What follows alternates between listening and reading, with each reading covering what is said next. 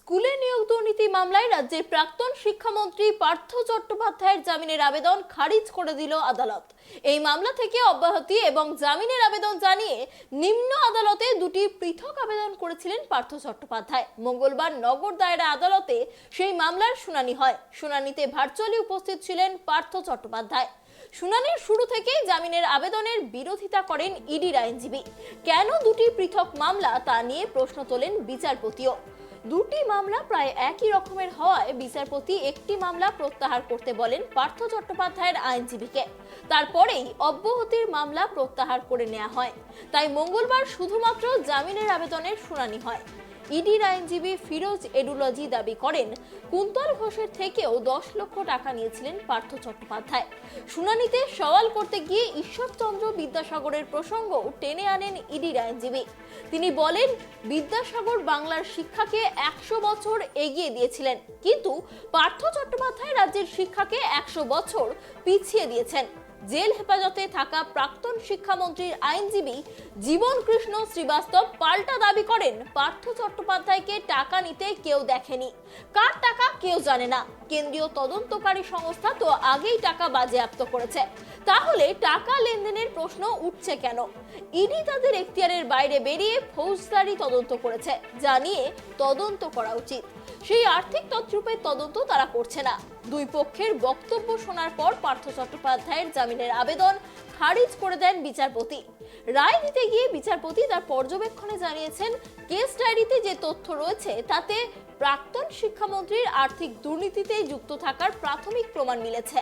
ফলে আর্থিক তছরূপের সঙ্গে তার যুক্ত থাকার জোরালো সম্ভাবনাও রয়েছে।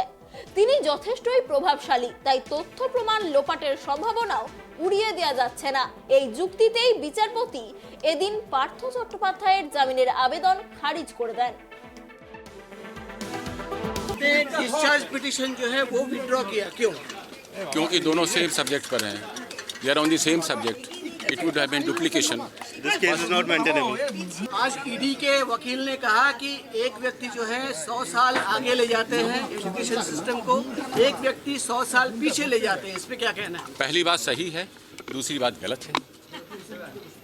पहली बात सही है, दूसरी बात गलत है कि ये पीछे कैसे ले जा सकते हैं भाई। कुंतल घोष से 10 लाख रुपए लिया था पार्थ चैटर्जी ने। कौन बोलता है? ईडी के आप देखा पैसा लेते हुए? ईडी के वकील दावा कर रहे हैं। वो तो बहुत कुछ कहते हैं। जामीन के लिए आप लोगों का क्या आपने देखा कि उसने 10 लाख रुपया लिया? आपने देखा? किसी ने नहीं देखा। आपने जो बेल पिटीशन डाला था, आपके ग्राउंड्स क्या थे? ग्राउंड्स लीगल ग्राउंड्स थे।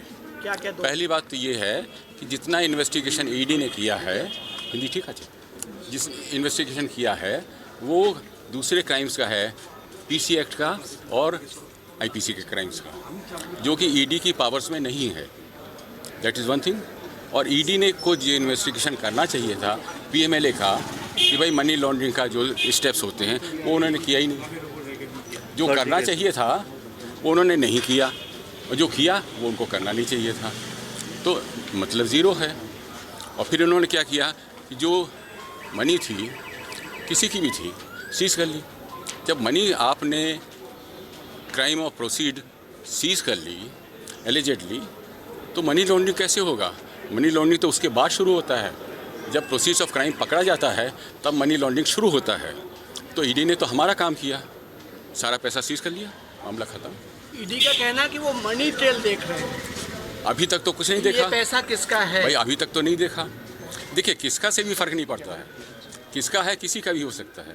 पॉइंट इज़ कि उसके बाद वो क्या करता है, जो उसका लेयरिंग करता है, इन्वेस्टमेंट करता है, वापस लाता है उसको अनटेंटेड मनी बनाने के लिए, वो तो स्टेप है ही नहीं कहीं पर। किसी का भी पैसा हो, पैसा मेरा हो सकता है, आपका हो सकता है। It can be evasion of income tax, it can be in case of murder, but then it is not a case of ED, not PMLA. Also case of PMLA. So they have wasted the time of this honorable court, and case must be dismissed. Simple legal point.